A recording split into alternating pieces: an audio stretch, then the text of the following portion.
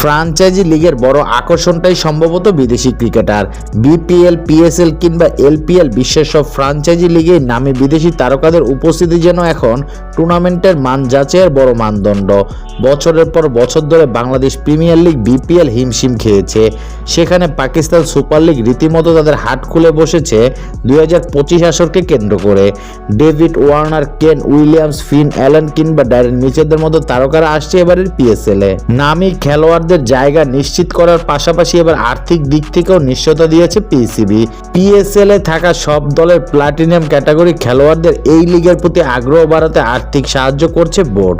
পাকিস্তানের গণমাধ্যমের খবরে বলছে, পিসিবি $10 লাখ একটি বিশেষ তহবিল গঠন করেছে, যা বাংলাদেশি টাকায় প্রায় 12 কোটি 16 লাখ টাকা।